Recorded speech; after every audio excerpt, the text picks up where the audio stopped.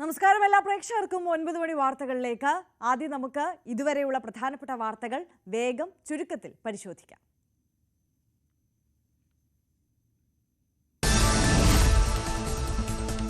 Kochi saint Reetha സ്കൂളിലെ ഹിജാബ് വിവാദത്തിൽ നിലപാടിൽ ഉറച്ച വിദ്യാഭ്യാസ മന്ത്രി. സ്കൂളിന് ഗുരുതര വീഴ്ചയെന്ന നിലപാടിൽ സർക്കാർ. ഇന്ന് 11 മണിയോടെ റിപ്പോർട്ട് നൽകാൻ സ്കൂളിന് നിർദ്ദേശം. വിദ്യാഭ്യാസ മന്ത്രിയുടെ പ്രസ്താവന അപക്വവും അജ്ഞത നിറഞ്ഞതുമെന്ന് KCBC ജാഗ്രതാ സമിതി. സംസ്ഥാനത്ത് തുലാവർഷത്തിന് മുന്നോടിയായി മഴ കനക്കുന്നു. തെക്കൻ കേരളത്തിലും മധ്യ കേരളത്തിലും ഒറ്റപ്പെട്ട ശക്തമായ മഴയ്ക്ക് സാധ്യത. 6 ജില്ലകളിൽ യെല്ലോ അലർട്ട്. ശക്തമായ കാറ്റിനും ഇടിമിന്നലിനും സാധ്യതയെന്നും മുന്നറിയിപ്പ്. യൂത്ത് കോൺഗ്രസ് അധ്യക്ഷ പദവിയിൽ ദേശീയ നേതൃത്വത്തെ പരാതി അറിയിച്ച ഐ ഗ്രൂപ്പ്. ജനാധിപത്യ തെരഞ്ഞെടുപ്പ് പ്രക്രിയ അട്ടിമറിക്കപ്പെട്ടെന്ന് ആക്ഷേപം. ചെന്നിത്തലയുടെ നോമിനി ആയതാണ് അബിന് തിരിച്ചടിയായതെന്ന് സൂചന. ഹൈക്കമാൻഡിനെ പരാതി അറിയിക്കാൻ KM അഭിജിത്തും. കണ്ണൂർ നടുവിൽ പടിഞ്ഞാറേ കവലയിലെ VV പ്രജുലിന്റെ മരണം കൊലപാതകമെന്ന് സ്ഥിരീകരണം. സംഭവവുമായി ബന്ധപ്പെട്ട് പോത്തുകുണ്ട് വയലിനകത്ത് മിഥിലാജിനെ കസ്റ്റഡിയിലെടുത്തു. പ്രജുലിന്റെ മൃതദേഹം കണ്ടെത്തിയത് കഴിഞ്ഞ മാസം 25-ന്. ശബരിമലയിലെ സ്വർണ്ണപ്പാളി മോഷണത്തിൽ തുടർ നടപടികളിലേക്ക്. പത്മകുമാറിനെയും N വാസുവിനെയും ഉടൻ ചോദ്യം ചെയ്യും. ബോർഡ് അംഗങ്ങളെയും വിളിച്ചു വരുത്തുമെന്ന് സൂചന. കൊട്ടാരക്കര ഗണപതി ക്ഷേത്രത്തിലെ പ്രസാദ തട്ടിപ്പിനെതിരെ വൻ പ്രതിഷേധത്തിന് ഹിന്ദു സംഘടനകൾ. ബന്ദിമോചനത്തിന് പിന്നാലെ ഗാസയിൽ വീണ്ടും സംഘർഷ സാധ്യത. ഹമാസ് മൃതദേഹം വിട്ടുകൊടുക്കുന്നത് വൈകിക്കുന്നതിൽ പ്രതിഷേധം. ഹമാസ് കരാർ വ്യവസ്ഥകൾ പാലിക്കണമെന്ന് ബെഞ്ചമിൻ നെതന്യാഹു. ഗാസയിൽ വീണ്ടും വെടിവെപ്പുണ്ടായെന്ന് റിപ്പോർട്ടുകൾ. രാജ്യത്തെ നടുക്കി ജയ്സാൽമീറിലെ ബസ് അപകടം. ഓടിക്കൊണ്ടിരുന്ന ബസ്സിന് തീപിടിച്ച് മരിച്ചവരുടെ എണ്ണം 20ആയി. നിരവധി പേർ ഗുരുതരാവസ്ഥയിൽ. അനുശോചനം അറിയിച്ച് രാഷ്ട്രപതിയും പ്രധാനമന്ത്രിയും. രഞ്ജി ട്രോഫി ആദ്യ മത്സരത്തിൽ കേരളം ഇന്ന് മഹാരാഷ്ട്രയെ നേരിടും. മുഹമ്മദ് അസ്റുദ്ദീൻ നയിക്കുന്ന ടീമിൽ സഞ്ജു സാംസണും. മത്സരം തിരുവനന്തപുരം ഗ്രീൻഫീൽഡ് സ്റ്റേഡിയത്തിൽ.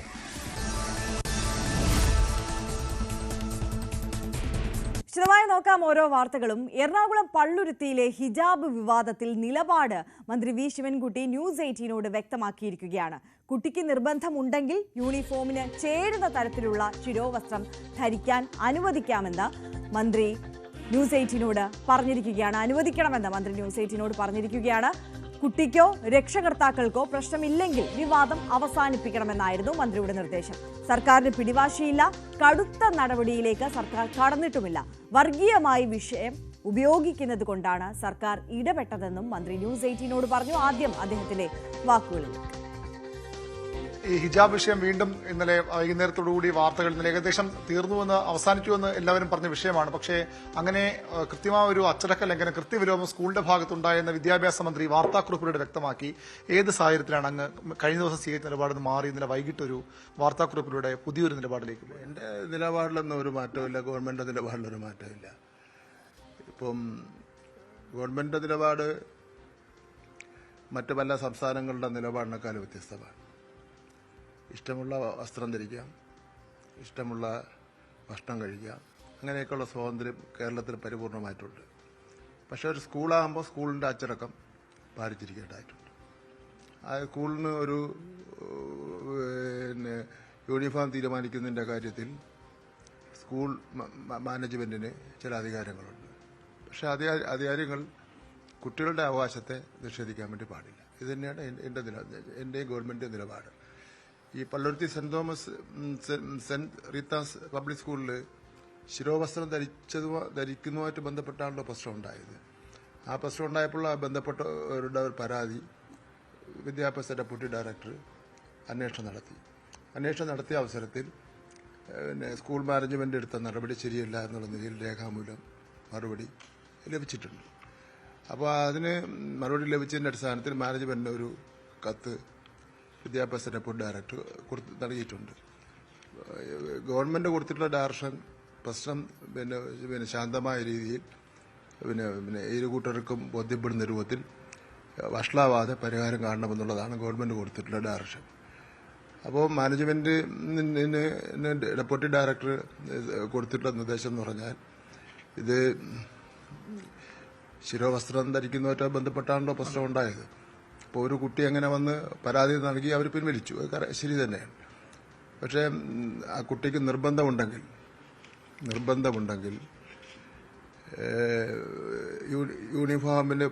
യൂണിഫോമിന് ഉതകുന്ന അല്ലെങ്കിൽ അതിൽ ചേരുന്ന ശിരോവസ്ത്രം സ്കൂൾ മാനേജ്മെന്റ് തന്നെ ഡിസൈൻ ചെയ്ത് കൊടുത്ത് ആ കുട്ടിക്ക് ധരിച്ചുകൊണ്ട് വരാം.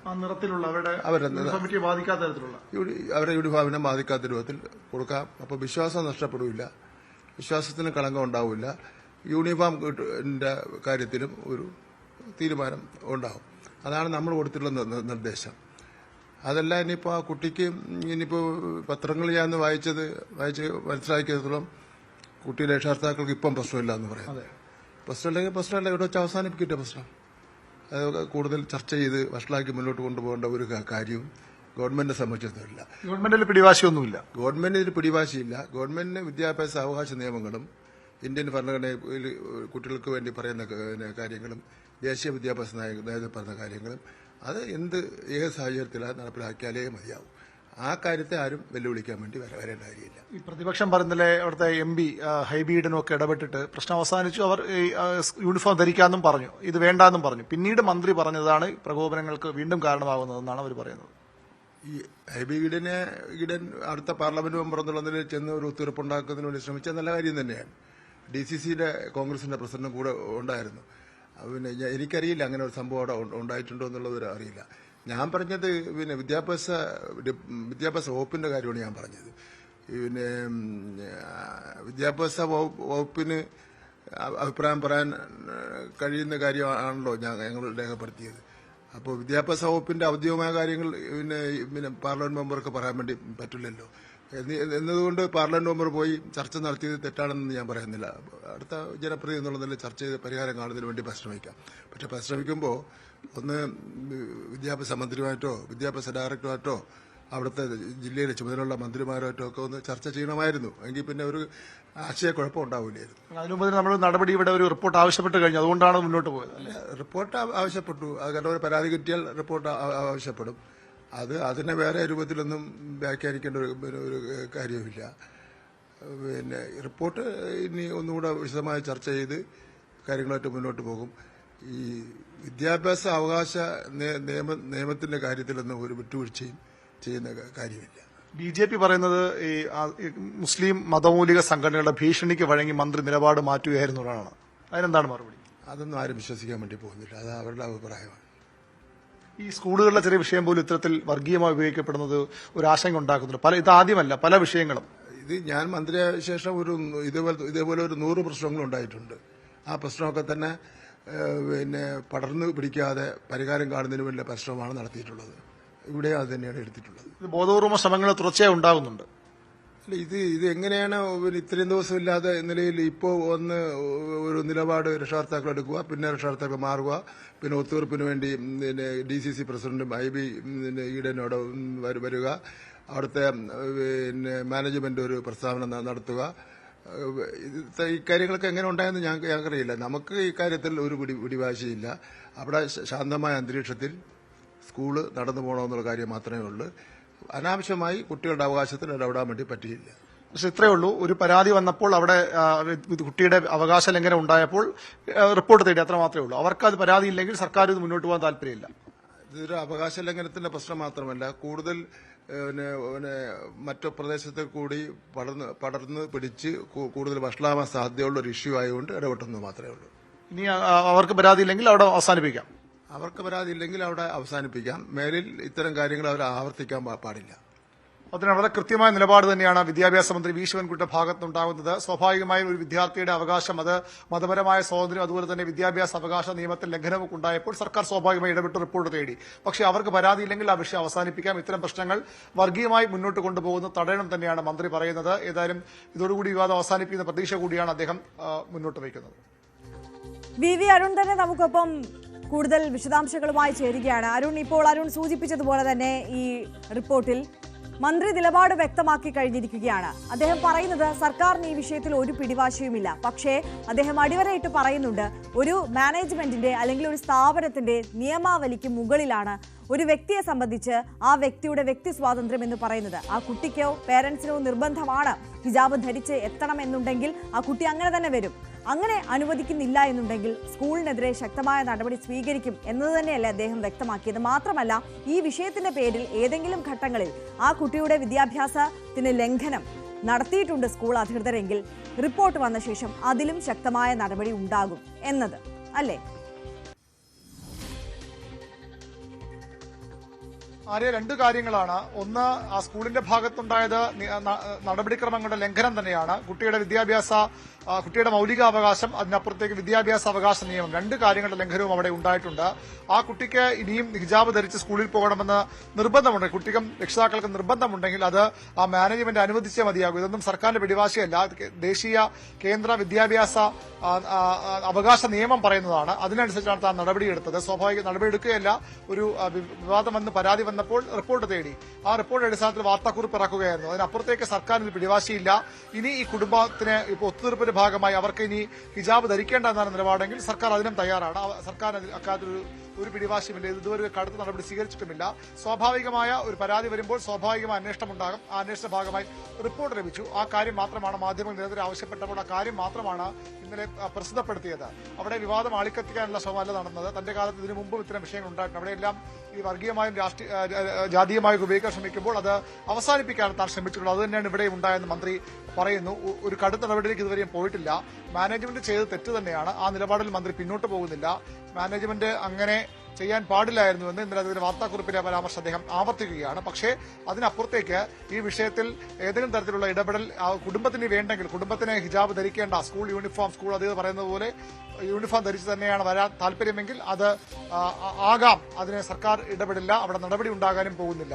പക്ഷേ അങ്ങനെ തിരിച്ച് സ്കൂൾ വിരുദ്ധമായും വിദ്യാർത്ഥിക്ക് അവിടെ ഹിജാബ് ധരിക്കുന്ന വിശ്വാസം സംരക്ഷിക്കുന്നതിന്റെ ഭാഗമായി, വിശ്വാസത്തിന്റെ ഭാഗമായി, ആചാരത്തിന്റെ ഭാഗമായി ഹിജാബ് ധരിച്ച് തന്നെ സ്കൂളിൽ പോകണമെന്ന് വിദ്യാർത്ഥിയും രക്ഷിതാക്കളും നിർബന്ധം പിടിച്ചാൽ അവിടെ തീർച്ചയായും മാനേജ്മെന്റിന് വഴങ്ങിയേ മതിയാകൂ നിലപാട് കൂടിയാണ് മന്ത്രി പറയുന്നത്. ഇതിന്റെ പേരിൽ ഒരു നടപടിക്കും തങ്ങൾ തയ്യാറല്ല. വീട്ടുകാർക്ക് പരാതിയില്ലെങ്കിൽ നടപടിക്ക് തയ്യാറല്ല. അത് അല്ലെങ്കിൽ വീട്ടുകാർക്ക് ആ നിലപാട് അങ്ങനെ തന്നെ വേണമെന്ന് പറഞ്ഞാൽ അതിനും സർക്കാർ ഒപ്പം നിൽക്കുമെന്ന് തന്നെയാണ് മന്ത്രി വ്യക്തമാക്കുന്നത്. അരുൺ, ഇപ്പോൾ ഈ സ്കൂളിന്റെ ഭാഗത്തു നിന്ന് ഒരു റിപ്പോർട്ട് ആവശ്യപ്പെട്ടിട്ടുണ്ട് മന്ത്രി. ഈ റിപ്പോർട്ട് അനുസരിച്ച് സ്കൂൾ ഏത് തരത്തിലുള്ള കാര്യങ്ങളാണ് അതിൽ പരാമർശിക്കേണ്ടത് എന്നുള്ളതാണ് വിദ്യാഭ്യാസ വകുപ്പ് ആവശ്യപ്പെടുന്നത്.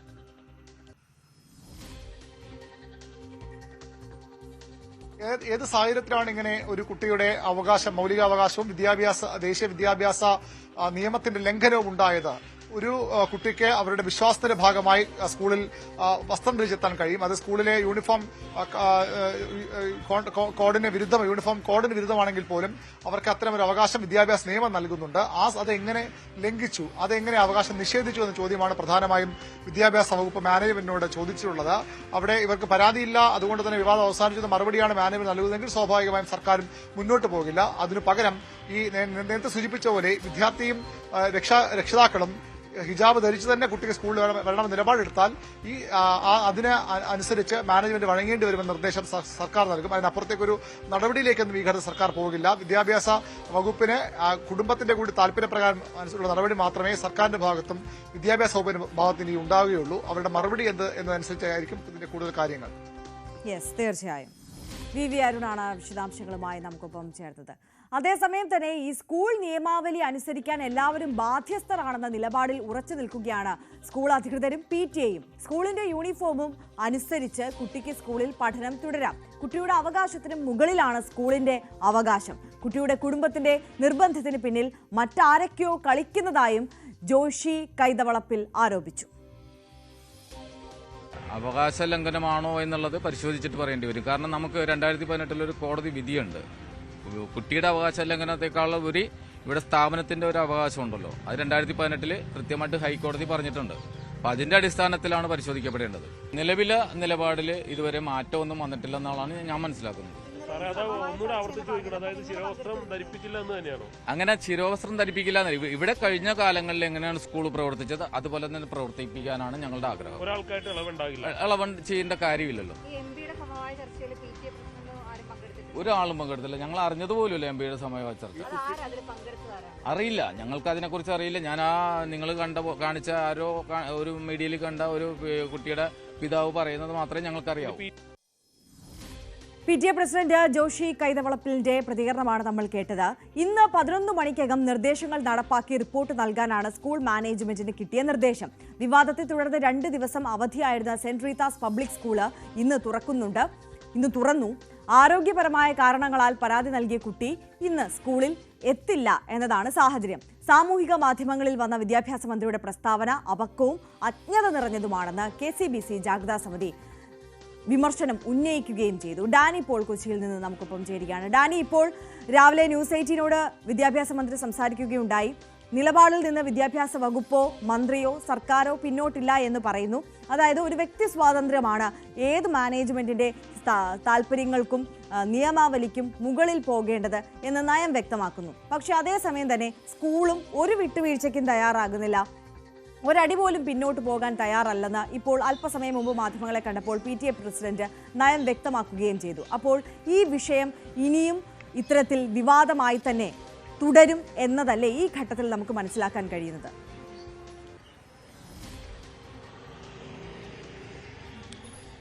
ഇതിൽ ഏറ്റവും നിർണായകമായ ഒരു തീരുമാനം ഇതിൽ വരാനുള്ളത് അത് ആ കുട്ടിയുടെ കുടുംബത്തിന്റെ ഭാഗത്തു നിന്നാണ് വരാനുള്ളത്. അതിൽ അവരെന്ത് തീരുമാനമെടുക്കുന്നുവോ അവരെന്ത് നിലപാടെടുക്കുന്നുവോ അത് തന്നെയായിരിക്കും ഈ കാര്യത്തിൽ നിർണായകമാകുക. അതിലൊരു സംശയവുമില്ല. കാരണം മന്ത്രിയുടെ വാക്കുകളുമെല്ലാം തന്നെ കുട്ടിയുടെ കുടുംബത്തിന് പരാതിയുമായി മുന്നോട്ട് പോകാൻ താല്പര്യമില്ല എങ്കിൽ വിദ്യാഭ്യാസ വകുപ്പിന് സർക്കാരിന് ഇക്കാര്യത്തിൽ ഒരു പിടിവാശിയുമില്ല എന്ന് അദ്ദേഹം തന്നെ വ്യക്തമാക്കിയിട്ടുണ്ട്. അപ്പോൾ ഇക്കാര്യത്തിൽ എന്താണ് നിലപാടെടുക്കേണ്ടതെന്ന് കുട്ടിയുടെ കുടുംബം ആലോചിച്ച് തന്നെ തീരുമാനമെടുക്കും. അത് മാനേജ്മെന്റിനെ അറിയിക്കുമെന്നാണ് മനസ്സിലാക്കുന്നത്. ഏതായാലും ഈ ദിവസങ്ങളിൽ കുട്ടി ക്ലാസ്സിലേക്ക് വരുന്നില്ല എന്നതാണ് അറിയിച്ചിരിക്കുന്നത്. കാരണം ആ കുട്ടിക്ക് ആരോഗ്യപരമായ ചില കാരണങ്ങൾ ചൂണ്ടിക്കാണിച്ചുകൊണ്ട് അവർ ആ ക്ലാസ്സിലേക്ക് വരുന്നില്ല എന്ന് അവർ അറിയിക്കുകയും ചെയ്തിട്ടുണ്ട്. ഏതായാലും ഇക്കാര്യത്തിൽ ഉടനെ അവരൊരു കുടുംബം ഒരു നിലപാടെടുക്കുന്നുവോ ആ കാര്യത്തിൽ തന്നെയായിരിക്കും ഉണ്ടാകുക, അതിന് തന്നെയായിരിക്കും പിന്തുണ എന്നാണ് അറിയിച്ചിരിക്കുന്നത്. എന്തായാലും PTA പ്രസിഡന്റ് ഏതാണ്ട് നിലപാട് വ്യക്തമാക്കിയിട്ടുണ്ട്. അത് പ്രധാനമായും തന്നെ അത് മാനേജ്മെന്റുമായി ബന്ധപ്പെട്ട് തന്നെയാണ് അദ്ദേഹം പ്രവർത്തിക്കുന്നതും അദ്ദേഹത്തിന്റെ നിലപാട് പറയുന്നതും അത് തന്നെയാണ്. കാരണം ഈ സ്കൂളിന്റെ ഡ്രസ് കോഡ് യാതൊരു രീതിയിലും മാറ്റുവാൻ തങ്ങൾ ഉദ്ദേശിക്കുന്നില്ല. അതിൽ 2018 ഹൈക്കോടതിയുടെ വിധി അടക്കമുള്ള കാര്യങ്ങൾ തങ്ങൾക്ക് അനുകൂലമായ സാഹചര്യമെല്ലാം തന്നെയുണ്ട്. അപ്പോൾ അതുകൊണ്ട് ആ ഒരു നിലപാടിൽ തന്നെ തങ്ങൾ ഉറച്ചു നിൽക്കുകയും ചെയ്യുമെന്ന് പറഞ്ഞു. ഒരാൾക്ക് വേണ്ടി അത് മാറ്റം വരുത്താനുള്ള യാതൊരുവിധ സാഹചര്യവുമില്ല.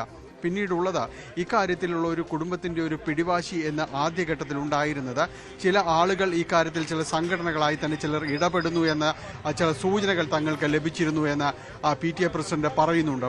അപ്പോൾ അത്തരം സാഹചര്യങ്ങൾ ഉണ്ടാകാൻ ഇനി ഇടവരാത്ത രീതിയിൽ തന്നെ ഈ വിഷയം കൈകാര്യം ചെയ്യേണ്ടതുണ്ടെന്ന് അദ്ദേഹം സൂചിപ്പിക്കുകയും ചെയ്യുന്നു. ഏതായാലും ഈ വിഷയം ഇത്രത്തോളം എത്തിയിരിക്കുന്നു. ഇനി ഒരു വിട്ടുവീഴ്ചയിൽ തങ്ങളില്ല. ഈ സ്കൂളിൻ്റെ ഡ്രസ് കോഡ്, അതിൻ്റെ ഒരു നിയമാവലി, ഇതെല്ലാം തന്നെ പ്രധാനമാണ്. അതിൻ്റെ ഒരു ബൈലോ എല്ലാം തന്നെ പ്രധാനമാണ്. ആ ബൈലോയിൽ തങ്ങൾ ഉറച്ചു നിൽക്കുകയും ചെയ്യുന്നു. ഒരാൾക്ക് വേണ്ടി മാത്രമായിട്ട് അത് വിട്ടുവീഴ്ച ചെയ്ത് മുന്നോട്ട് പോകുവാനും കഴിയില്ല എന്ന് വ്യക്തമാക്കിയിട്ടുണ്ട്. എന്തായാലും മന്ത്രി ഇന്ന് റിപ്പോർട്ട് ആവശ്യപ്പെട്ട സാഹചര്യം നിലവിലുണ്ട്. 11 മണിക്ക് മുൻപായിട്ട് റിപ്പോർട്ട് നൽകണമെന്നാണ് പറഞ്ഞിരിക്കുന്നത്. സ്കൂൾ മാനേജ്മെന്റ് ഇപ്പോൾ അവരുടെ അഭിഭാഷകയുമായിട്ട് ചർച്ച നടത്തുന്നുണ്ട്. അല്പസമയത്തിനകം തന്നെ അവരുടെ ഒരു പ്രതികരണം കൂടി നമുക്ക് ലഭ്യമാകും. കാരണം മാനേജ്മെന്റുമായിട്ട് ചർച്ച നടത്തിയതിനു ശേഷം വേണം മന്ത്രിക്കുള്ള ഒരു റിപ്പോർട്ട് ഇതുമായി ബന്ധപ്പെട്ടുകൊണ്ട് മന്ത്രി സമർപ്പിച്ച നിർദ്ദേശങ്ങളടക്കം നൽകേണ്ടതുണ്ട്. ആ റിപ്പോർട്ടിൽ വളരെ വ്യക്തമായിട്ട് കുടുംബവുമായി ബന്ധപ്പെട്ട് ആശയവിനിമയം നടത്തിയ ശേഷം അവരുടെ മറുപടി കൂടി ഉൾപ്പെടുത്തുമെന്നാണ് നമുക്ക് മനസ്സിലാക്കാനായിട്ട് സാധിക്കുന്നത്. അതിന് മുൻപായിട്ട് കുട്ടിയുടെ കുടുംബവുമായിട്ട് അവർ ആശയവിനിമയം നടത്തുമെന്ന് തന്നെയാണ് അറിയാനായിട്ട് സാധിക്കുന്നത്. ആ റിപ്പോർട്ട് മന്ത്രിക്ക് സമർപ്പിക്കുന്നതോടുകൂടി ഒരുപക്ഷെ ഈ വിവാദങ്ങളെല്ലാം തന്നെ അവസാനിപ്പിച്ചേക്കാം. ഇന്നലെ കുടുംബം വ്യക്തമാക്കിയത്, കുട്ടിയുടെ പിതാവ് വ്യക്തമാക്കിയത്, ഈ സ്കൂളിന്റെ മാനുവൽ എന്തോ അത് തങ്ങൾ അനുസരിക്കും എന്ന് തന്നെയാണ് പറഞ്ഞിരുന്നത്. വിവാദങ്ങളിലേക്ക് പോകാൻ താല്പര്യമില്ല എന്ന് പറഞ്ഞിരുന്നു. അത് സ്ഥലം MP ഹൈബി ഈഡനും അടക്കമുള്ളവർ നടത്തിയ ചില ചർച്ചകളുടെ ഫലമായിട്ടായിരുന്നു. എന്നാൽ ആ ചർച്ചകൾ തങ്ങളെ അറിയിച്ചിട്ടില്ല എന്ന് PTA പ്രസിഡന്റ് അടക്കമുള്ള അവർ പറയുന്നുണ്ട്. അതെന്ത് തന്നെയായാലും അത്തരമൊരു ചർച്ച സ്കൂൾ അധികൃതരുമായി നടത്തി, അതോടൊപ്പം തന്നെ ഈ കുടുംബവുമായി നടത്തിയതിനു ശേഷമാണ് ഇത്തരം കാര്യങ്ങൾ കുടുംബം വ്യക്തമാക്കിയത്. കുടുംബം ആ നിലപാടിൽ തന്നെ നിൽക്കുന്നു എന്നതാണ് ഇനി ഇനി അറിയേണ്ടത്. അവർ ഇന്നലെ നടത്തിയ ചർച്ചയിലേക്ക് പറഞ്ഞതുപോലെ വിവാദങ്ങളിലേക്ക് പോകാൻ തങ്ങൾക്ക് താല്പര്യമില്ല. തങ്ങളുടെ കുട്ടിയുടെ പഠനം തുടരണം, അത് തികച്ചും ശാന്തമായ ഒരു അന്തരീക്ഷത്തിൽ തുടരണം. ഇത് ഇത്രത്തോളം വലിയ വിഷയമാകുമെന്ന് തങ്ങൾ കരുതിയിരുന്നില്ല എന്നതടക്കമുള്ള കാര്യങ്ങൾ പറയുകയുണ്ടായിരുന്നു. അതുകൊണ്ട് ആ ഒരു നിലപാടിൽ തന്നെ അവർ ഉറച്ചു നിൽക്കുന്നുവോ എന്നതടക്കമുള്ള കാര്യങ്ങൾ അറിയേണ്ടതുണ്ട്. തീർച്ചയായും ഇനിയുള്ള തീരുമാനം വരേണ്ടത് കുട്ടിയുടെ മാതാപിതാക്കളിൽ നിന്നാണ്, കുട്ടിയുടെ കുടുംബത്തിൽ നിന്നാണ്. അവർ ഇത് സ്കൂൾ അധികൃതരെ അറിയിക്കും എന്ന് തന്നെയാണ് മനസ്സിലാക്കാൻ സാധിക്കുന്നത്. 11 മണിക്ക് മുൻപായിട്ട് വിദ്യാഭ്യാസ വകുപ്പ് മന്ത്രിക്ക് റിപ്പോർട്ട് നൽകേണ്ടതുണ്ട്. ആ റിപ്പോർട്ടിൽ ഇത്തരം കാര്യങ്ങൾ സുവ്യക്തമാക്കും എന്ന് തന്നെയാണ് പ്രതീക്ഷിക്കുന്നത്. ഒരുപക്ഷെ അതിൽ ആ കുടുംബത്തിന്റെ തീരുമാനം അടക്കമുള്ള കാര്യങ്ങൾ ഉണ്ടാകണം. ആ റിപ്പോർട്ടിൽ അത് ആവശ്യപ്പെടുന്നുണ്ട്. അതുകൂടി ചേർത്ത് തന്നെയായിരിക്കും ആ റിപ്പോർട്ട് നൽകുക. ഏതായാലും കുടുംബത്തിന്റെ തീരുമാനത്തിന് വേണ്ടി തന്നെയാണ് കാത്തുനിൽക്കുന്നത്. അതെ ഡാനി സൂചിപ്പിച്ചതുപോലെ തന്നെ കുടുംബത്തിന്റെ തീരുമാനം തന്നെയാണ് ഈ ഘട്ടത്തിൽ ഈ വിഷയത്തിൽ ഏറ്റവും പ്രധാനമെന്ന് പറയുന്നത്.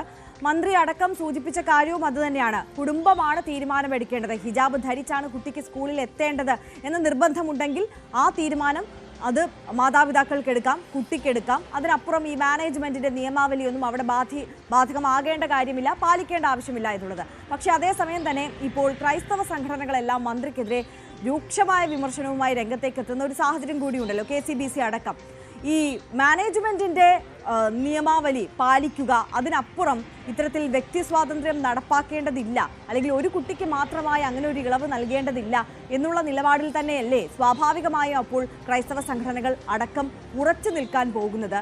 അപ്പോൾ ഈ കുട്ടിയോ മാതാപിതാക്കളോ ഈ വിദ്യാഭ്യാസ മന്ത്രിയുടെ വാക്കുകൾ കേട്ടതിന് ശേഷം ഇനി തങ്ങൾക്ക് ഹിജാബ് ധരിച്ച് മാത്രമേ സ്കൂളിലേക്ക് എത്താൻ കഴിയുകയുള്ളൂ എന്ന ഒരു നിലപാടെടുക്കുകയാണെന്നുണ്ടെങ്കിൽ വീണ്ടും സ്കൂൾ മാനേജ്മെന്റ് ഈ വിഷയത്തിൽ പ്രതിസന്ധിയിലാവില്ലേ? KCBC അടക്കമുള്ള സംഘടനകൾ അപ്പോൾ ഈ വിഷയത്തോട് എങ്ങനെ നിലപാടെടുക്കും?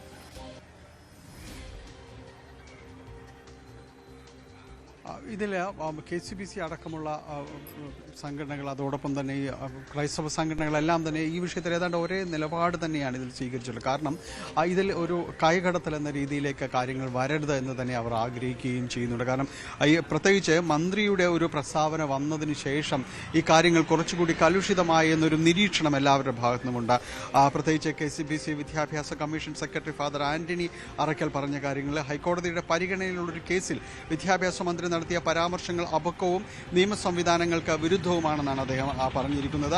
സംയമനത്തോടെ പഠിച്ച പ്രശ്നങ്ങളെ പരിഹാരത്തിലേക്ക് നയിക്കേണ്ടതിന് പകരം രാഷ്ട്രീയ നിലപാടുകൾ സ്വീകരിക്കുന്നത് അഭികാമ്യമല്ല എന്നതാണ് അദ്ദേഹം സൂചിപ്പിക്കുകയും ചെയ്യുന്നത്. ആന്റണി അറക്കലിൻ്റെ അദ്ദേഹത്തിൻ്റെതായ ഒരു പ്രസ്താവനയുമായിട്ട് ഇതുമായി ബന്ധപ്പെട്ട് വന്നിരിക്കുന്ന ഒരു കാര്യങ്ങൾ അത് തന്നെയാണ്. അപ്പോൾ ഇത്തരം കാര്യങ്ങളിലെല്ലാം തന്നെയും വലിയ രീതിയിലേക്ക് ഒരു ചർച്ചകളും കാര്യങ്ങളും എല്ലാം നടക്കുന്നുണ്ട്. വിദ്യാഭ്യാസ മന്ത്രി നടത്തിയ ഈ പ്രസ്താവന തന്നെ വലിയ രീതിയിലേക്ക് ബുദ്ധിമുട്ടുകൾ സൃഷ്ടിക്കുന്ന രീതിയിലേക്ക് അടക്കം കാര്യങ്ങൾ പോയിട്ടുണ്ട് എന്ന രീതിയിൽ ഒരു പൊതുവിമർശനം എല്ലാവരുടെ ഭാഗത്തു നിന്നും വരുന്നു എന്നത് തന്നെയാണ് ഇതിൽ നിന്ന് മനസ്സിലാക്കേണ്ടത്. ആ ഒരു പരാമർശങ്ങൾ ഇത് ഒരുപക്ഷെ ഇന്നലെ കൊണ്ട് അവസാനിക്കുമായിരുന്ന ഒരു വിഷയം വീണ്ടും അത് സജീവമായിട്ട് മാറ്റുന്ന അതേ വിഷയം തന്നെ വീണ്ടും ഉയർത്തിക്കൊണ്ടുവരുന്നതിനെല്ലാം തന്നെ സഹായകരമായി എന്നാണ് പലരും തന്നെ ചിന്തിക്കുന്നത്. ഏതായാലും ഈ വിഷയത്തിൽ നേരത്തെ സൂചിപ്പിച്ചതുപോലെ അന്തിമമായ ഒരു നിലപാട് ഈ കുട്ടിയുടെ കുടുംബം തന്നെയാണ് സ്വീകരിക്കേണ്ടത്. എങ്കിൽ കൂടിയും ഇതൊരു വലിയ ചർച്ചകളിലേക്ക്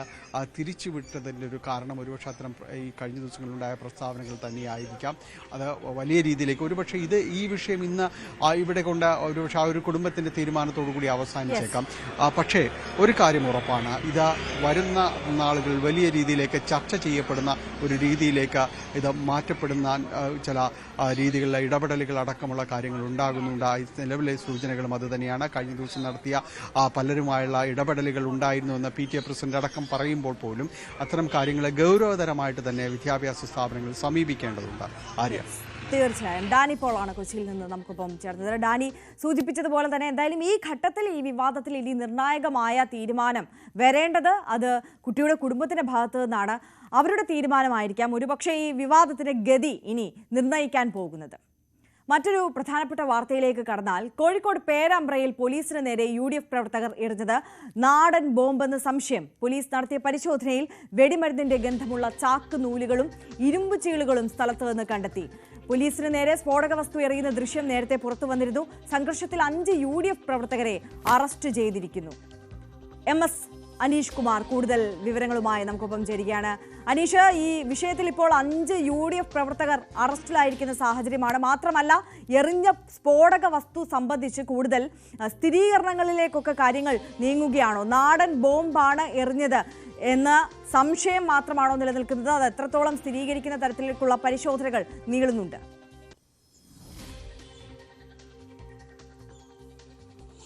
ആര്യ, വലിയ ഒരു മാറ്റത്തിലേക്ക് തന്നെയാണ് കേസ് വന്നിരിക്കുന്നത്. കാരണം ഈ പേരാമ്പ്രയിലുണ്ടായ സംഘർഷത്തിൽ പരിക്കേറ്റ് ഷാഫി പറമ്പിൽ MLA MP ചികിത്സയിൽ തേടുന്ന അടക്കമുള്ള കാര്യങ്ങളിലേക്ക് നീങ്ങിയിരുന്നു. ഈ സംഭവ പരമ്പരകളുടെ തുടക്കമായ ഒരു വീഡിയോ ദൃശ്യം നേരത്തെ തന്നെ പുറത്തു വന്നിരുന്നു. ഒരു UDF പ്രവർത്തകൻ പോലീസിന് നേരെ അസഭ്യവർഷം നടത്തുകയും തുടർച്ചയായി അവരെ പിന്തുടർന്ന് അധിക്ഷേപ വർഷം ചെരിയുകയും ചെയ്യുന്ന ദൃശ്യം വന്നിരുന്നു. അതിന് തൊട്ടു പിന്നാലെയാണ് UDF പ്രവർത്തകർ നിൽക്കുന്ന ഭാഗത്തു നിന്നും പോലീസുകാർ നിൽക്കുന്ന ഭാഗത്തേക്ക് ഒരു സ്ഫോടക വസ്തുവിന് സമാനമുള്ള സാധനം എറിയുന്നതായി കണ്ടിരുന്നു. പിന്നീട് ആ ദൃശ്യങ്ങളടക്കം പോലീസ് കണ്ടെടുക്കുകയും വിശദമായ പരിശോധനകൾ നടത്തുകയും ചെയ്തിരുന്നു. ഈ പരിശോധനയ്ക്കൊടുവിൽ ഇന്നലെ ഈ സംഭവം നടന്ന പേരാമ്പ്ര ടൗണിൽ ഫോറൻസിക് വിദഗ്ധരുടെയും ഡോഗ് സ്ക്വാഡിൻ്റെയും ബോംബ് സ്ക്വാഡിൻ്റെ നേതൃത്വത്തിൽ പോലീസ് പരിശോധന നടത്തിയിരുന്നു.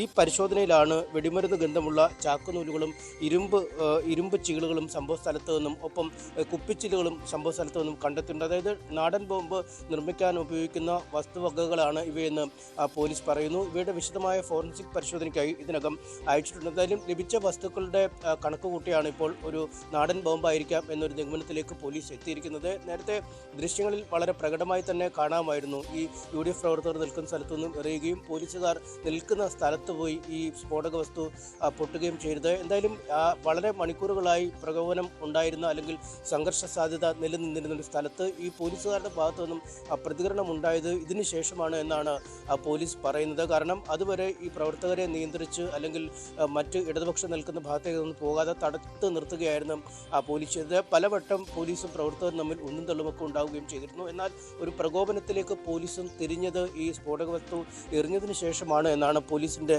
വിശദീകരണം. ഈ പോലീസ് ഉദ്യോഗസ്ഥർക്ക് ജീവഹാനി വരുത്തുക എന്ന ലക്ഷ്യത്തോടു കൂടി സ്ഫോടക വസ്തു എറിഞ്ഞു എന്നടക്കമുള്ളതാണ് FIR രേഖപ്പെടുത്തുകയും ചെയ്തിരിക്കുന്നത്. എന്തായാലും വലിയ ഒരു ഗുരുതരമുള്ള കുറ്റമായി തന്നെ ഇത് മാറുന്നുണ്ട്. സജീർ ചെറുവണ്ണൂർ, അരുൺ മുയ്യോട്ട്, നസീർ വെള്ളിയൂർ, കൃഷ്ണനുണ്ണി വേളം, മുസ്തഫ മിദ്ലാജ്, റഷീദ് വല്യേക്കാട്ട് തുടങ്ങിയ പ്രവർത്തകരെയാണ് പോലീസ് അറസ്റ്റ് ചെയ്തിരിക്കുന്നത്. ഇതിൽ ഈ അന്നത്തെ സംഭവത്തിൽ പരിക്കേറ്റ് ചികിത്സയിൽ കഴിഞ്ഞിരിക്കുന്ന പ്രവർത്തകരെ പോലും അറസ്റ്റ് ചെയ്തു എന്നാണ് UDF ആരോപിക്കുന്നത്. എന്തായാലും UDF നൽകിയ വിശദീകരണം ഇത്തരത്തിൽ പുറത്തുനിന്ന് വന്ന ഒരു സ്ഫോടക വസ്തുവിൻ്റെയും സാന്നിധ്യം അവിടെ കാണാൻ സാധ്യതയില്ല, പോലീസ് ഉപയോഗിച്ചതിനപ്പുറം മറ്റൊരു സ്ഫോടക വസ്തുവും ഉണ്ടാവാൻ സാധ്യതയില്ല എന്നുമൊക്കെ DCC പ്രസിഡന്റ് പറഞ്ഞിരുന്നു. ഒപ്പം ഈ ദൃശ്യങ്ങൾ, അതായത് UDF പ്രവർത്തകരുടെ ഭാഗത്തുനിന്നും മറുവശത്തേക്ക് ഈ സ്ഫോടക വസ്തു എറിയുന്നതായി പറയപ്പെടുന്ന ദൃശ്യങ്ങൾ വ്യാജമാണ് എന്ന് സംശയിക്കുന്നതായും ജില്ലാ കോൺഗ്രസ് കമ്മിറ്റി അധ്യക്ഷൻ പറഞ്ഞിരുന്നു. എന്തായാലും വലിയ പ്രതിരോധത്തിലേക്കാണ് കോൺഗ്രസ് ഈ ഒരു സ്ഫോടക വസ്തുവിന്റെ സാന്നിധ്യം കണ്ടെത്തുകൂടി മാറിയിരിക്കുന്നത്. നമ്മൾ കാണുന്നത് എന്നതാണോ നമ്മൾ മനസ്സിലാക്കേണ്ടത്? അനീഷ്, നമുക്കറിയാം നേരത്തെ ഈ ഷാഫി പറമ്പിൽ MP അടക്കം ആക്രമിച്ചു പോലീസ് എന്നുള്ള തരത്തിൽ പോലീസിനെയും LDFനെയും ഒക്കെ ഒരേപോലെ പ്രതിക്കൂട്ടിലാക്കാൻ UDF ശ്രമിക്കുന്ന സാഹചര്യം ഉണ്ടായിരുന്നു, കോൺഗ്രസ് ശ്രമിക്കുന്ന സാഹചര്യം ഉണ്ടായിരുന്നു. ഇപ്പോൾ കളം മാറിയിരിക്കുകയാണ്. ഇപ്പോൾ നാടൻ ബോംബ് കൊണ്ടുവന്ന് പോലീസിന് നേരെ എറിഞ്ഞു, അവരെ അപായപ്പെടുത്താൻ, അവരുടെ ജീവന് ഹാനികരമായ തരത്തിൽ പ്രവർത്തനം നടത്തി എന്ന് പറയുമ്പോൾ ഇപ്പോൾ പ്രതിക്കൂട്ടിലേക്കാകാൻ പോകുന്നത് കോൺഗ്രസോ UDFോ ആണോ ഈ വിഷയത്തിൽ?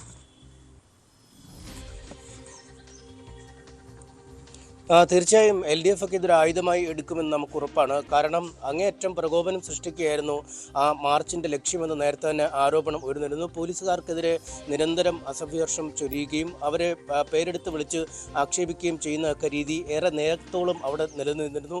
എത്ര വട്ടം പോലീസ് പറഞ്ഞിട്ടും പിരിഞ്ഞു പോകാൻ തയ്യാറാവാതെ അങ്ങേയറ്റം പ്രകോപിതരായി പ്രവർത്തകർ നിൽക്കുകയും ചെയ്തിരുന്നു. ഇതിനുശേഷമാണ് ഷാഫി പറമ്പിൽ MP അടക്കമുള്ളവർ സ്ഥലത്തേക്ക് വരികയും ഈ പ്രവർത്തകരെ പറഞ്ഞ് മനസ്സിലാക്കി അവിടെ നിന്നും തിരിച്ചുവിടാൻ ഒരുങ്ങുകയും ചെയ്തത്. ഷാഫി പറമ്പിൽ തന്നെ പറഞ്ഞത് ഈ നേതാക്കളില്ലാത്ത ഒരു കൂട്ടമല്ല, അതുകൊണ്ട് നിങ്ങൾ അച്ചടക്കത്തോടെ പെരുമാറണം എന്നൊക്കെ ഇവരോട് പലവട്ടം പറയുകയും ചെയ്താണ്. ഇതിനൊക്കെ ഒടുവിലാണ് ഇത്തരം വലിയൊരു സംഘർഷത്തിലേക്ക് കാര്യങ്ങൾ നീങ്ങിയത്. അതിൻ്റെ ഒരു ഉത്തരവാദിത്വം ഇപ്പോൾ ഈ പ്രക്ഷോഭവുമായി എത്തിയ ആളുകൾ കൂടി ഉണ്ടെന്നുള്ള വാദമാണ് പോലീസിൻ്റെ ഭാഗത്തുനിന്നും വരുന്നത്. ഈ ദൃശ്യങ്ങൾ വ്യാജമാണെന്ന് പറഞ്ഞും പിടിച്ചു നിൽക്കാൻ കഴിയില്ല എന്ന് നമുക്കറിയാം. ഇനിയിപ്പോൾ പോലീസ് എറിഞ്ഞ ഗ്രനേഡ് ആണെങ്കിൽ പോലും അത് തിരിച്ചെടുത്ത് പോലീസിന് നേരെ എറിഞ്ഞാലും അത് വളരെ ഗൗരവതരമായ കുറ്റമാണ്. കാരണം നിയമവ്യവസ്ഥ പാലിക്കാൻ നിയോഗിക്കപ്പെട്ടവരാണ് ഉദ്യോഗസ്ഥർ. അവർ എഴുതുന്ന സാമഗ്രികൾ അവർക്ക് നേരെ തിരിച്ചറിഞ്ഞാലും അത് വലിയ കുറ്റമായി മാറുന്ന സാഹചര്യമുണ്ട്. എന്തായാലും അതീവ ഗൗരവമുള്ള കുറ്റമാണ് ഇപ്പോൾ ഈ പ്രതികൾക്കെതിരെ ചുമത്തപ്പെടുക. കാരണം പോലീസിന് നേരെ സ്ഫോടക വസ്തു എറിഞ്ഞു അവരെ വധിക്കാൻ ശ്രമിച്ചു എന്ന രീതിയിലൊക്കെയാണ് ഇനി കേസിന്റെ ഗതി മുന്നോട്ട് നീങ്ങുക. എന്തായാലും ഈ ഷാഫി പറമ്പിലിനെ ആക്രമിച്ച പോലീസുകാർക്കെതിരെ നടപടിയെടുക്കണമെന്നാവശ്യപ്പെട്ട് പ്രക്ഷോഭം ശക്തിപ്പെടുത്താനുള്ള ഒരുക്കത്തിലായിരുന്നു കോൺഗ്രസ്. ഈ 2 ഡിവൈഎസ്പിമാരെയും 3-4 പോലീസുകാരെയും മാറ്റി നിർത്തണമെന്ന ആവശ്യമടക്കം ഇവർ ഉന്നയിക്കുകയും ചെയ്തിരുന്നു.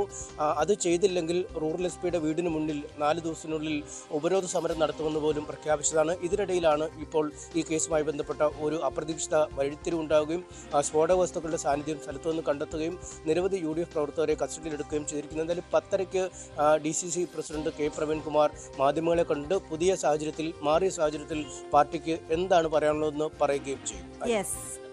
MS അനീഷ് കുമാറാണ് വിശദാംശങ്ങളുമായി ചേർന്നത്. അനീഷ് സൂചിപ്പിച്ചതുപോലെ തന്നെ ഈ കോഴിക്കോട് പേരാമ്പ്ര സംഘർഷത്തിൽ അത് ഒരു പുതിയ ട്വിസ്റ്റിലേക്ക് കടന്നിരിക്കുകയാണ്. ഇപ്പോൾ പോലീസിന് നേരെ UDF പ്രവർത്തകർ എറിഞ്ഞത് നാടൻ ബോംബ് എന്നുള്ള സംശയം ബലപ്പെടുന്നുണ്ട്. പോലീസ് നടത്തിയ പരിശോധനയിൽ വെടിമരുന്നിന്റെ ഗന്ധമുള്ള ചാക്ക് നൂലുകളും ഇരുമ്പ് ചീളുകളും കണ്ടെത്തിയ സാഹചര്യം 5 UDF പ്രവർത്തകർ അറസ്റ്റിലായ സാഹചര്യം കൂടി വന്നെത്തിയിരിക്കുകയാണ്. മടങ്ങിയെത്താം ഇടവേളയ്ക്ക് ശേഷം. ഇപ്പോഴത്തെ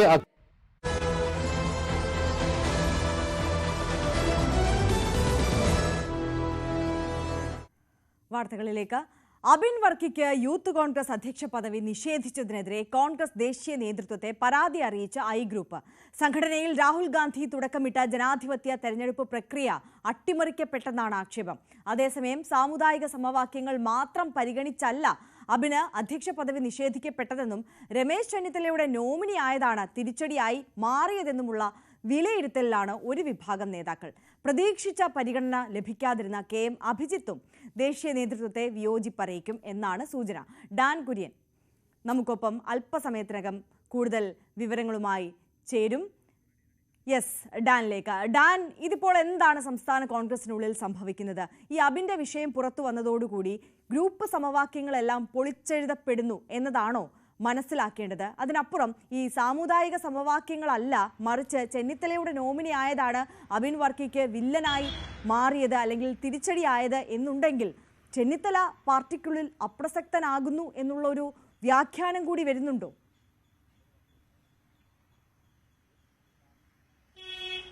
അതായത് യൂത്ത് കോൺഗ്രസിന്റെ സംസ്ഥാന അധ്യക്ഷ സ്ഥാനത്തേക്ക് നടന്ന നീക്കങ്ങൾ, അതായത് അധ്യക്ഷ സ്ഥാനത്തേക്ക് 1,70,000-ത്തിലധികം വോട്ടുകൾ നേടി കഴിഞ്ഞ സംഘടനാ തെരഞ്ഞെടുപ്പിൽ വിജയിച്ച അബിൻ വർക്കിയെ അവഗണിച്ചുകൊണ്ട് OJ ജനീഷിനെ പരിഗണിച്ചതിലൂടെ അത് നൽകുന്ന സന്ദേശമാണ് കോൺഗ്രസ് ക്യാമ്പിൽ വലിയ ചർച്ചകൾക്ക് വഴിവെച്ചിരിക്കുന്നത്. നമുക്കറിയാം, KPCC പുനഃസംഘടനയുമായി ബന്ധപ്പെട്ട ചർച്ചകളടക്കം കഴിഞ്ഞ ഏതാനും ആഴ്ചകളായി തുടർന്നുകൊണ്ടിരിക്കുകയാണ്. അതിന്റെ അന്തിമവട്ട ചർച്ചകൾ നടക്കുകയായിരുന്നു. അതിന് മുന്നോടിയായിട്ടാണ് ഈ OJ ജനീഷിനെ യൂത്ത് കോൺഗ്രസിന്റെ അധ്യക്ഷനായി നിയമിച്ചുകൊണ്ടുള്ള ഉത്തരവ് പുറത്തു വന്നിരിക്കുന്നത്. അതായത് ഇത് കൃത്യമായൊരു സന്ദേശം തന്നെയാണ്. സമാനമായ ഒരു സാഹചര്യം കോൺഗ്രസ് പുനഃസംഘടനയിലും ഉണ്ടാകാനാണ് സാധ്യത എന്ന സൂചനകളാണ് ഇപ്പോൾ ഡൽഹിയിൽ നിന്നടക്കം പുറത്തുവരുന്നത്. അങ്ങനെയാണെങ്കിൽ അത് കോൺഗ്രസിൽ സമാനതകളില്ലാത്ത ആ ഗ്രൂപ്പ് സമവാക്യങ്ങളുടെ മാറ്റത്തിലേക്കും ഒരു വലിയ പൊട്ടിത്തെറിയിലേക്കും തന്നെയാണ് കാര്യങ്ങൾ എത്തിക്കുന്നത് എന്ന് വേണം പറയാൻ. പക്ഷേ ഏറ്റവും ശ്രദ്ധേയമായിട്ടുള്ള കാര്യം, ഈ വിഷയത്തിൽ അബിൻ വർക്കി ഇന്നലെ അദ്ദേഹത്തിന്റെ വിയോജിപ്പ് വളരെ പക്വമായ രീതിയിൽ പ്രകടിപ്പിച്ചതിന് പിന്നാലെ ഗ്രൂപ്പ് നേതൃത്വം, ഐ ഗ്രൂപ്പിലെ മുതിർന്ന നേതാക്കളടക്കം കോൺഗ്രസിന്റെ ദേശീയ നേതാക്കളെ, ഹൈക്കമാൻഡ് പ്രതിനിധികളെ അടക്കം അവരുടെ വിയോജിപ്പ് അറിയിച്ചിട്ടുണ്ട്. പ്രധാനമായി അതിൽ എടുത്തു പറഞ്ഞിരിക്കുന്ന കാര്യം, രാഹുൽ ഗാന്ധി തുടക്കമിട്ട ഒരു ജനാധിപത്യ ശൈലിയിലുള്ള തെരഞ്ഞെടുപ്പ് പ്രക്രിയയുടെ കൃത്യമായ അട്ടിമറിയാണ്, ലംഘനമാണ് നടന്നിരിക്കുന്നത്. അത് എങ്ങനെ അംഗീകരിക്കാനാവുമെന്ന കാര്യമാണ് ഐ ഗ്രൂപ്പും അതോടൊപ്പം എ ഗ്രൂപ്പും അറിയിച്ചിരിക്കുന്നത്. അതായത് ഗ്രൂപ്പുകളെ അപ്രസക്തമാക്കുന്നതിന് വേണ്ടി നടത്തുന്ന നീക്കമാണോ ഇത് എന്ന് സംശയിക്കേണ്ടി വരുന്ന ഒരു സാഹചര്യത്തിലേക്ക് വരെ കാര്യങ്ങൾ എത്തിയിരിക്കുന്നുവെന്ന് വേണം പറയാൻ. ഇതിന്റെ ഏറ്റവും പ്രധാനപ്പെട്ട ഒരു കാര്യം, ഇത് അവസാനം എവിടെ എത്തി നിൽക്കുന്നു എന്നുള്ളതാണ്. അതായത് പുനഃസംഘടനയിലും സമാനമായ ഒരു സാഹചര്യം, അതായത് ഗ്രൂപ്പ് നേതാക്കൾ, രമേശ് ചെന്നിത്തലയായാലും എ ഗ്രൂപ്പിലെ നേതാക്കളായാലും അവരൊക്കെ അവരുടേതായ ഒരു പട്ടികകൾ സമർപ്പിച്ചിട്ടുണ്ട്. അതും ഇതുപോലെ വെട്ടിയൊതുക്കിക്കൊണ്ട് കൃത്യമായി കെ.സി. വേണുഗോപാൽ നേതൃത്വം നൽകുന്ന ഒരു വിശാല സഖ്യത്തിന്റെ പ്രതിനിധികൾക്കാണ് കൂടുതൽ പ്രാതിനിധ്യം പുനഃസംഘടനാ പട്ടികയിലും ലഭിക്കുന്നതെങ്കിൽ കോൺഗ്രസ് രാഷ്ട്രീയത്തിൽ അതുണ്ടാക്കാൻ പോകുന്ന ചലനങ്ങൾ ചെറുതായിരിക്കില്ല, അതുമായി ബന്ധപ്പെട്ട വിവാദങ്ങൾ ചെറുതായിരിക്കില്ല. എന്തായാലും എടുത്തു പറയേണ്ട കാര്യം, ഈ വിവാദങ്ങൾ ഇന്നലെ അബിൻ ഇങ്ങനെ ഒരു പ്രതികരണം നടത്തി. KPCC അധ്യക്ഷനും അതോടൊപ്പം തന്നെ പ്രതിപക്ഷ നേതാവും ഉൾപ്പെടെയുള്ളവർ ഈ ടീം നല്ലൊരു ടീമിനെയാണ് തെരഞ്ഞെടുത്തിരിക്കുന്നത് എന്ന നിലപാട് വ്യക്തമാക്കി രംഗത്തെത്തിയെങ്കിലും പ്രവർത്തക സമിതി അംഗവും മുൻ KPCC അധ്യക്ഷനും പ്രതിപക്ഷ നേതാവും ഒക്കെയായിരുന്ന രമേശ് ചെന്നിത്തല മൗനം തുടരുകയാണ്. അദ്ദേഹത്തെ ഇന്നലെ എയർപോർട്ടിൽ വെച്ച് മാധ്യമപ്രവർത്തകർ കാണാൻ ശ്രമിച്ചപ്പോൾ അദ്ദേഹം വരട്ടെ നോക്കാമെന്ന് മാത്രം പറഞ്ഞ് ഒഴിഞ്ഞു മാറുകയായിരുന്നു. അതായത് ഒരു തരത്തിലുള്ള പ്രതികരണവും അദ്ദേഹം നടത്തിയിട്ടില്ല. പക്ഷേ ആ വാക്കുകളിൽ അദ്ദേഹത്തിന്റെ നീരസവും വിയോജിപ്പും പ്രകടമാണ് എന്നതാണ് എടുത്തു പറയേണ്ട കാര്യം. നമുക്ക് ലഭിക്കുന്ന സൂചനകൾ അനുസരിച്ച് രമേശ് ചെന്നിത്തല പരസ്യമായ ഒരു പ്രതികരണത്തിലേക്കും കടക്കാതെ, എന്നാൽ തന്റെ അമർഷം, തന്റെ അതൃപ്തി, തന്റെ വിയോജിപ്പ് കോൺഗ്രസിന്റെ ദേശീയ നേതൃത്വത്തെ രാഹുൽ ഗാന്ധിയും പ്രിയങ്ക ഗാന്ധിയും ഉൾപ്പെടെയുള്ളവരെ ഇക്കാര്യം അറിയിക്കുമെന്ന് തന്നെയാണ്. കാരണം ഇത് സമാനതകളില്ലാത്തൊരു പ്രതിസന്ധിയിലേക്ക് സംസ്ഥാനത്തെ കോൺഗ്രസ് രാഷ്ട്രീയത്തെ എത്തിക്കുന്നുവെന്ന് വേണം പറയാൻ. ഇത് മറ്റൊരു സൂചനയായി കൂടി വ്യാഖ്യാനിക്കപ്പെടുന്ന സാഹചര്യം, അതായത് കെ.സി. വേണുഗോപാലിന്റെ ഒരു എൻട്രിക്ക് വഴിയൊരുങ്ങുകയാണോ എന്ന തരത്തിലുള്ള ഒരു സന്ദേഹം അല്ലെങ്കിൽ അത്തരത്തിലുള്ള ഒരു അഭ്യൂഹങ്ങളുടെ ആക്കം കൂട്ടുന്ന തരത്തിലേക്ക് യൂത്ത് കോൺഗ്രസ് അധ്യക്ഷ സ്ഥാനത്തേക്ക് OJ ജനീഷിനെ പരിഗണിച്ച രാഷ്ട്രീയ സാഹചര്യം വിരൽ ചൂണ്ടുകയാണ് ഇപ്പോൾ.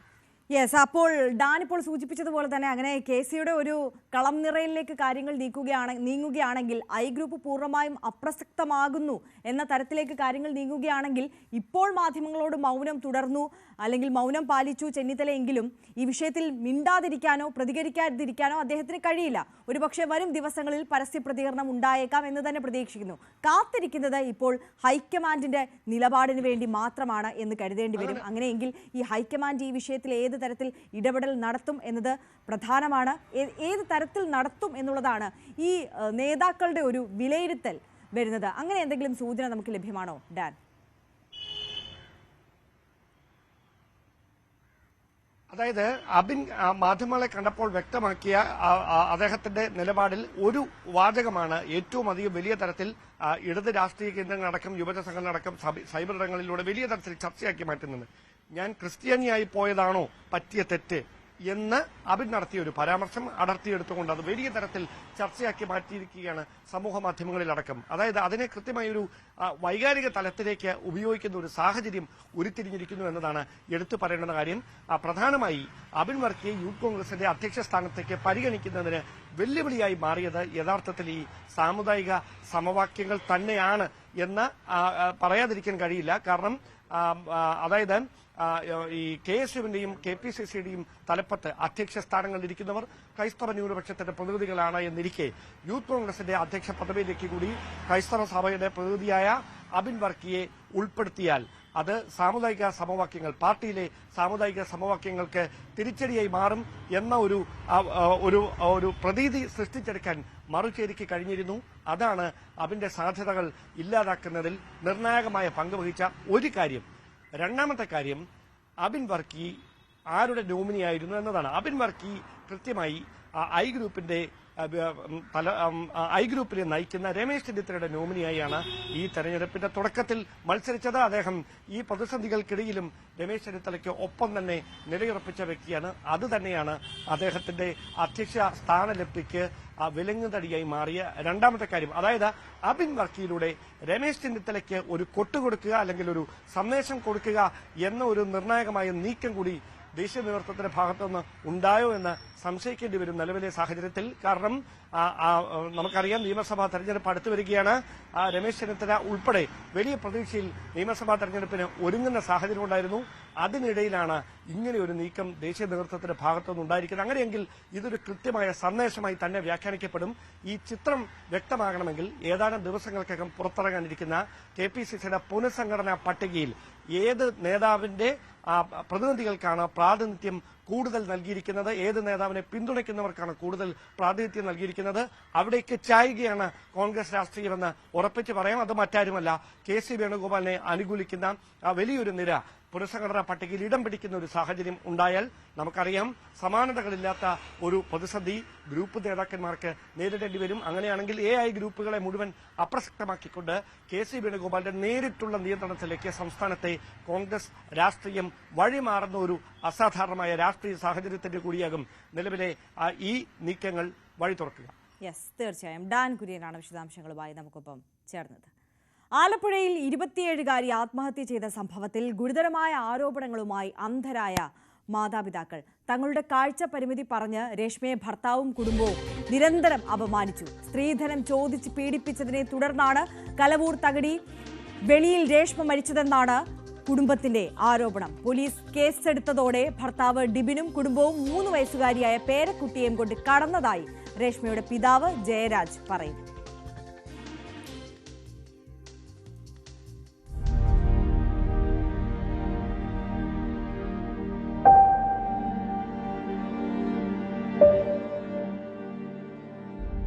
മണ്ണഞ്ചേരി കലവൂർ സ്വദേശികളായ ജയരാജും ഷീല ജയരാജും ഭാഗികമായും പൂർണ്ണമായും കാഴ്ചാ പരിമിതികളുള്ളവരാണ്. ശാരീരിക വെല്ലുവിളികൾക്ക് മുന്നിൽ പതറി നിൽക്കാതെ പൊരുതിയാണ് ഇരുവരും 2 പെൺമക്കളെ ബിരുദ പഠനം വരെ വിദ്യാഭ്യാസം നൽകി ജോലിയെടുത്ത് ജീവിക്കാൻ പ്രാപ്തരാക്കിയത്. ഒരായുഷ്കാലം മുഴുവൻ കഷ്ടപ്പെട്ട രക്ഷിതാക്കൾ പൊന്നുപോലെ വളർത്തിയെടുത്ത മകളാണ് ഭർതൃഗൃഹത്തിൽ ഒരു ഷാളിൻ തുമ്പിൽ ജീവനൊടുക്കിയത്. ഭർത്താവ് ടിബിനിൽ നിന്നും ഭർത്തൃമാതാവ് ബിന്ദുവിൽ നിന്നും കണ്ണുപൊട്ടിയുടെ മകളെന്ന് വിളിച്ച രേഷ്മ നിരന്തരം അപമാനം നേരിടേണ്ടി വന്നുവെന്ന് ഈ മാതാപിതാക്കൾ കണ്ണീരോടെ പറയുന്നു. അവര് അമ്മയൊക്കെ അച്ഛനൊക്കെ കണ്ണുപൊട്ടി എന്നല്ലാണ്ട് വിളിക്കില്ലായിരുന്നു. കണ്ണുപൊട്ടിയുടെ മകളെ എന്നാ വിളിക്കണത് ആളെ. അപ്പൊ അവള് പറഞ്ഞു അത് ദൈവം തന്നതല്ലേ. അവള് പറഞ്ഞു അവര് വീട്ടിലേക്ക് അവള് ഫോൺ നമ്മളെ വിളിക്കുകയാണെന്നുണ്ടെങ്കിൽ അവരാരെങ്കിലും വരികയാണെങ്കിൽ അമ്മ പിന്നെ വിളിക്കാന്നും പറഞ്ഞ കട്ട് ചെയ്യും. ആദ്യം അമ്മയുടെ അന്ധത പറഞ്ഞായിരുന്നു അപമാനിക്കലെങ്കിൽ പിന്നീട് അത് സ്വർണത്തിന്റെ പേരിലായി. രക്ഷകർത്താക്കളുടെ മുന്നിൽ വെച്ച് ഡിബിൻ രേഷ്മയെ മുഖത്തടിച്ചിരുന്നു. ഗാർഹിക പീഡനമടക്കമുള്ള വകുപ്പുകൾ ചുമത്തി നോർത്ത് പോലീസ് എടുത്ത കേസിൽ ഡിബിന്റെ പിതാവ് ദിലീപ് കുമാറും പ്രതിയാണ്. ആത്മഹത്യ ചെയ്തുവെന്ന് പറയപ്പെടുന്ന ദിവസത്തിന്റെ തലേദിവസം രാത്രി രേഷ്മയെ ഡിബിൻ മർദ്ദിച്ചതായി അന്വേഷണത്തിൽ ബോധ്യപ്പെട്ടെന്ന് പിതാവ് പറയുന്നു. 3 വയസ്സുകാരിയായ ചെറുമകൾ ഇക്കാര്യം പറഞ്ഞപ്പോൾ കുട്ടിയെ ഉൾപ്പെടെയായി ടിബിനും കുടുംബവും തത്തമ്പള്ളി കറുകയിലുള്ള വീട്ടിൽ നിന്ന് കടന്നു കളഞ്ഞു. ഞാൻ അവനോട് ചോദിച്ചു മോൻ പേടിച്ച?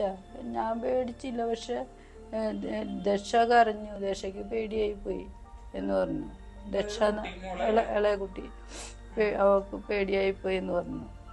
പക്ഷെ അവൻ പിന്നെ അവിടെ നിന്നില്ല. പിറ്റേ ദിവസം അവൻ പറഞ്ഞു എനിക്ക് വീട്ടിൽ പോകണം, ഷീലാമ്മയുടെ അടുത്ത് പോകണം എന്ന് പറഞ്ഞു എൻ്റെ അടുത്തേക്ക് പോരുകയായിരുന്നു. ഇനിയും നോർത്ത് പോലീസ് അറസ്റ്റ് രേഖപ്പെടുത്തുന്നത് വൈകരുതെന്ന അപേക്ഷയാണ് പാവപ്പെട്ട ഈ രക്ഷകർത്താക്കൾക്കുള്ളത്.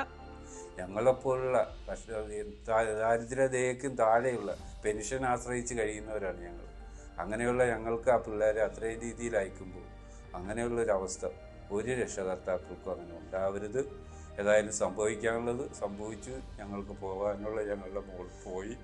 ആ ഒരവസ്ഥ തീർച്ചയായിട്ടും നമ്മളിവിടെ ഭരിക്കുന്ന പ്രധാനപ്പെട്ട നമ്മുടെ മുഖ്യമന്ത്രിയായാലും നീതിപീഠമായാലും പോലീസുകാരായാലും സത്യസന്ധമായി അന്വേഷിച്ച് ഞങ്ങൾക്ക് നീതി ഉറപ്പാക്കണമെന്ന് മാത്രമാണ് എനിക്ക് അവസാനമായിട്ട് പറയാനുള്ളത്.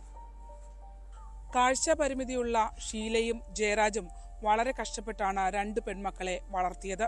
അതിലൊരാളെയാണ് ഈ കുടുംബത്തിന് ഇപ്പോൾ നഷ്ടമായിരിക്കുന്നത്. ഗാർഹിക പീഡനം നടന്നിട്ടുണ്ട് എന്നുള്ളത് പോലീസിന്റെ എഫ്ഐആറിലടക്കം രേഖപ്പെടുത്തിയിട്ടുമുണ്ട്. പ്രതികൾക്കെതിരെ കർശന നടപടി ഇനിയെങ്കിലും പോലീസ് സ്വീകരിക്കേണ്ടതായുണ്ട്. ആലപ്പുഴയിൽ നിന്നും ശരണ്യ സ്നേഹജൻ, ന്യൂസ് 18.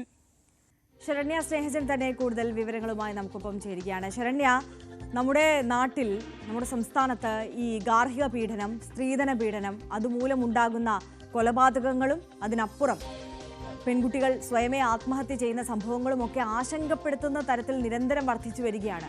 എപ്പോഴും നമുക്ക് സമാനമായ രീതിയിലുള്ള വാർത്തകൾ ഇങ്ങനെ റിപ്പോർട്ട് ചെയ്യേണ്ടി വരുന്ന ഒരു ദുരവസ്ഥയുണ്ട്. അതിനപ്പുറം ഈ കുടുംബത്തിൻ്റെ കാര്യത്തിലേക്ക് നമുക്ക് എത്തിയാൽ ഈ അച്ഛനും അമ്മയ്ക്കും കാഴ്ചാ പരിമിതിയുണ്ട്.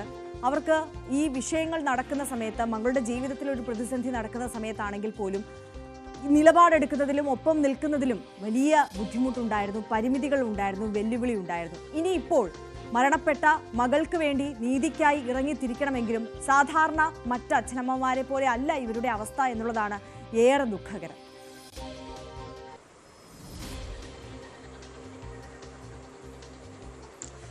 തീർച്ചയായിട്ടും ഭവ്യ, ഈ പെൺകുട്ടിയെ നമുക്ക് ഈ ആലപ്പുഴ കലവൂർ സ്വദേശിയാണ് ഈ കുട്ടി. ഈ കുട്ടിയെ എനിക്ക് വ്യക്തിപരമായി തന്നെ അറിയാവുന്ന ഒരു കുട്ടിയാണ്. അതായത് ഞാൻ താമസിക്കുന്ന നമ്മുടെ പാതിരപ്പള്ളി എന്ന സ്ഥലത്തിന് തൊട്ടടുത്തൊരു ഫാം ഫൈബർ എന്ന് പറഞ്ഞൊരു സ്ഥാപനത്തിലാണ് ഈ കുട്ടി വർക്ക് ചെയ്തിരുന്നത്. നമ്മൾ ആ വീട്ടിൽ ചെല്ലുമ്പോഴാണ് ഈ ഫോട്ടോ, ഈ കുട്ടിയുടെ ചിത്രം കാണുമ്പോഴാണ് ഈ കുട്ടിയാണല്ലോ മരണപ്പെട്ടതെന്നുള്ള ഒരു വിഷമം നമ്മളുടെ മനസ്സിലുണ്ട്. അത് അത്ര സ്മാർട്ടായിട്ടത് ജോലി ചെയ്ത്, വലിയ ജോലിയൊന്നുമല്ല, ഫാം ഫൈബർ എന്ന സ്ഥാപനത്തിൽ ചെറിയൊരു ജോലി ചെയ്ത് ജീവിച്ചു പോകുന്ന കുട്ടിയാണ്. ഈ 2 മക്കളെയും ഈ അച്ഛനും അമ്മയും ഇങ്ങനെ ഒരു സാഹചര്യത്തിൽ നിന്ന് വരുന്ന കുട്ടിയാണ് എന്ന് പോലും നമുക്ക് അറിയാൻ കഴിഞ്ഞില്ല. അത്ര പ്രസരിപ്പോടു കൂടി ആളുകളോട് ഇടപഴകുന്ന ഒരു ആളായിരുന്നു. ഈ ചിത്രം കാണുമ്പോഴാണ് ഈ കുട്ടിയാണ് മരണപ്പെട്ടത് എന്ന് നമ്മൾ മനസ്സിലാക്കുന്നത്. 27 വയസ്സാണ് അവൾക്ക് ഉള്ളത്.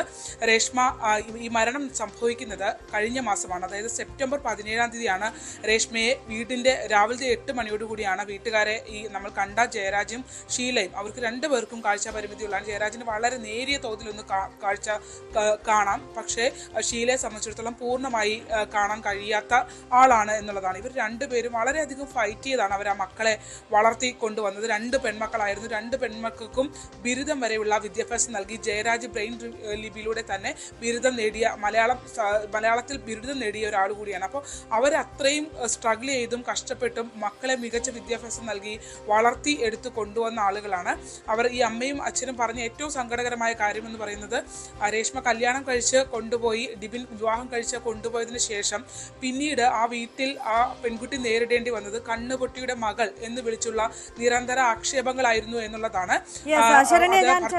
മടങ്ങിയെത്താം. ഇപ്പോൾ ഈ രേഷ്മയുടെ അച്ഛൻ ജയരാജ് തന്നെ നമുക്കൊപ്പം ചേരുകയാണ്. നമസ്കാരം ശ്രീ ജയരാജ്. വളരെ വേദന ഉണ്ടാക്കുന്ന വാർത്ത തന്നെയാണ് ഞങ്ങളെ എല്ലാവരെയും സംബന്ധിച്ച്. ഇതിപ്പോൾ ഈ രേഷ്മ അനുഭവിച്ച ദുരനുഭവങ്ങളെക്കുറിച്ച് ഒരു സൂചന നമുക്ക് ലഭ്യമായിട്ടുണ്ട്. ഒരു യഥാർത്ഥ ചിത്രത്തിലേക്ക് കടന്നാൽ, വിവാഹം കഴിഞ്ഞത് മുതൽ തന്നെ കൊടിയ പീഡനമാണോ ആ വീട്ടിൽ രേഷ്മ അനുഭവിച്ചത്? നമസ്കാരം, ഞാൻ ജയരാജാണ്. എന്റെ മോള് 2021 വിവാഹിതയായത്. ഞങ്ങൾ 2 പേരും പൂർണ്ണമായി കാഴ്ചയില്ലാത്ത. എനിക്ക് കുറച്ച് കാഴ്ചയുണ്ട്, വൈഫിന് ഒട്ടും കാണാൻ വയ്യാത്തതാണ്. ഞങ്ങൾ 2021 മോളെ രേഷ്മ രാജ് വിവാഹം ചെയ്തു. ആലപ്പുഴ കൈറ്റുണ്ടി ജംഗ്ഷന് കിഴപ്പോയുള്ള ഡിബിൻ ആണ് കല്യാണം കഴിച്ചിരിക്കുന്നത്.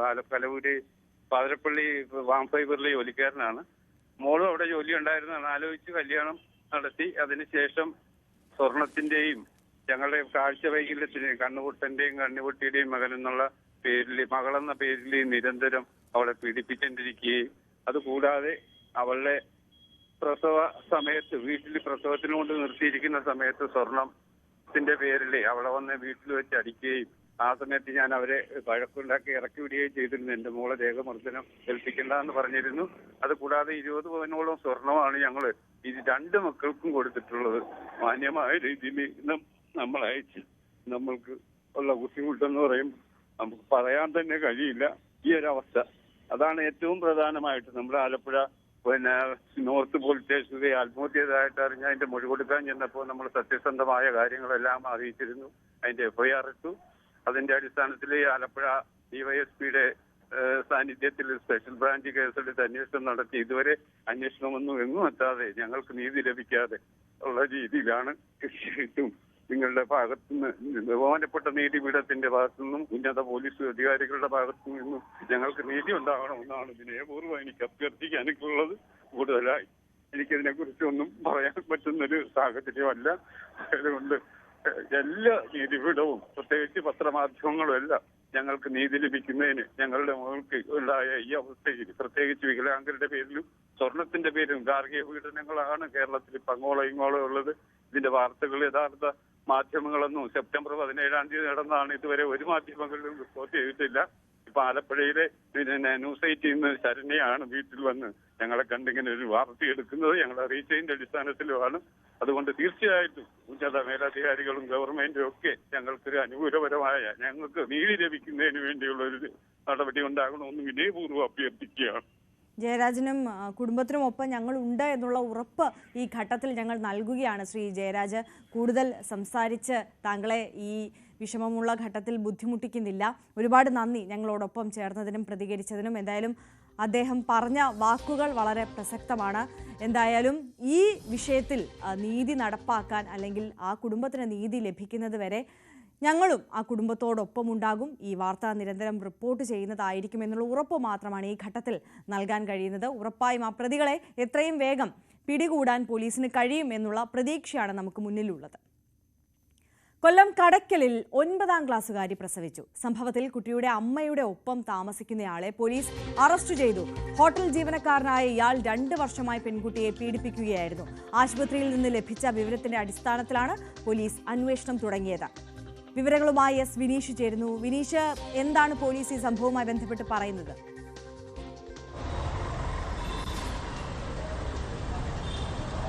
ആര്യ, മനുഷ്യ മനസാക്ഷിയെ അങ്ങേയറ്റം വേദനിപ്പിക്കുന്ന ഒരു വാർത്തയാണ് കൊല്ലം കടക്കൽ നിന്ന് പുറത്തു വരുന്നത്. 9ാം ക്ലാസ് വിദ്യാർത്ഥിനിയാണ്. കഴിഞ്ഞ ദിവസം ആശുപത്രിയിലാണ് പ്രസവം ഉണ്ടായത്. ഇതുമായി ബന്ധപ്പെട്ട് പോലീസ് കേസെടുത്തിട്ടുണ്ട്. 9ാം ക്ലാസ് വിദ്യാർത്ഥിനിയാണ്. മൊഴി വളരെ നിർണായകമായിരുന്നു. ഈ കുട്ടിയുടെ അമ്മയോടൊപ്പം താമസിച്ചു വന്നിരുന്ന ആളെയാണ് പോലീസ് അറസ്റ്റ് ചെയ്തിരിക്കുന്നത്. ഇയാൾ കണ്ണൂർ സ്വദേശിയാണ്. ഇടുക്കിയിൽ വാഗമണിൽ ഇയാൾ ഒരു ഹോട്ടലിൽ ജോലി ചെയ്തു വരികയായിരുന്നു. അങ്ങനെയാണ് അയാളെ പോലീസ് കസ്റ്റഡിയിൽ എടുത്തിട്ടുണ്ട്. ഇന്ന് തന്നെ റിമാൻഡിലാകുമെന്നാണ് അറിയുന്നത്. പോലീസിൽ നിന്ന് നമുക്ക് അറിയാൻ കഴിയുന്ന വിവരം 2 വർഷക്കാലമായി ഇയാൾ ഈ കുടുംബത്തിൽ താമസിക്കുന്നു. അതുപോലെ തന്നെ ഈ കുട്ടിയുടെ അമ്മ ഹോം നേഴ്സാണ്. ഈ ഒരു തക്കം മുതലെടുത്താണ്, കാരണം ഈ അമ്മ വീട്ടിലില്ലാതിരുന്ന ഈ തക്കം മുതലെടുത്താണ് ഇയാൾ ഇത്തരത്തിൽ ഉള്ള പ്രവൃത്തിയിലേക്ക് നീങ്ങിയത്. എന്തായാലും ഇപ്പോൾ ആശുപത്രിയിലാണ് ഈ കുട്ടിയും അമ്മയും ഉള്ളത്. 9 വയസ്സുകാരിയും കുട്ടിയും ഉള്ളത്. പോലീസ് കേസെടുത്തിട്ടുണ്ട്, അന്വേഷണം ആരംഭിച്ചിട്ടുണ്ട്. എന്തായാലും ഈ കണ്ണൂർ സ്വദേശിയായ യുവാവിനെ കസ്റ്റഡിയിലെടുത്തു. ഇന്ന് തന്നെ അയാളെ കോടതിയിൽ ഹാജരാക്കി റിമാൻഡ് ചെയ്യും. എന്തായാലും മനുഷ്യ മനസാക്ഷിയെ അങ്ങേയറ്റം വേദനിപ്പിച്ച ഒരു വാർത്ത തന്നെയാണ് ആര്യ പുറത്തു വരുന്നത്. തീർച്ചയായും എസ് വിനീഷാണ് വിവരങ്ങളുമായി ചേർന്നത്. മടങ്ങിയെത്താം ചെറിയൊരു ഇടവേളയ്ക്ക് ശേഷം.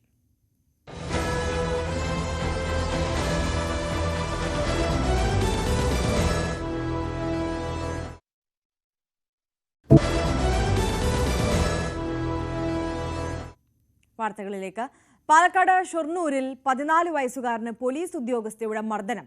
ചേലക്കര പോലീസ് സ്റ്റേഷനിലെ വനിതാ CPO ജാസ്മിനെതിരെയാണ് രക്ഷിതാക്കളുടെ പരാതി. CPO ജാസ്മിൻ താമസിക്കുന്ന വാടക വീട്ടിലേക്ക് ആരോ കല്ലെറിയുന്നുവെന്ന്, അത് തങ്ങളുടെ മകനാണെന്ന് ആരോപിച്ച് തല്ലുകയായിരുന്നുവെന്നുമാണ് രക്ഷിതാക്കൾ പരാതിയിൽ പറയുന്നത്. ചെവിക്കടിയേറ്റ കുട്ടിയെ ആദ്യം ഒറ്റപ്പാലത്തെ സ്വകാര്യ ആശുപത്രിയിലും പിന്നീട് താലൂക്ക് ആശുപത്രിയിലും പ്രവേശിപ്പിച്ചു. അതേസമയം കല്ലെറിഞ്ഞതുമായി ബന്ധപ്പെട്ട തർക്കത്തിനിടെ ആളുകൾക്കിടയിൽ വെച്ച് പരസ്യമായി തന്നെ തെറി വിളിച്ചതുകൊണ്ടാണ് കുട്ടിയെ കൈകൊണ്ടടിച്ചതെന്നാണ് CPO ജാസ്മിന്റെ പ്രതികരണം. 9 മണി വാർത്തകളുടെ സമയം ഇവിടെ അവസാനിക്കുകയാണ്. അപ്പോൾ ഇനി ഇടവേളയ്ക്ക് ശേഷം കൂടുതൽ വാർത്തകളും വിശകലനങ്ങളും കാണാം. ന്യൂസ് ട്രെൻഡ്സിൽ KP അഭിലാഷ് ചേരും.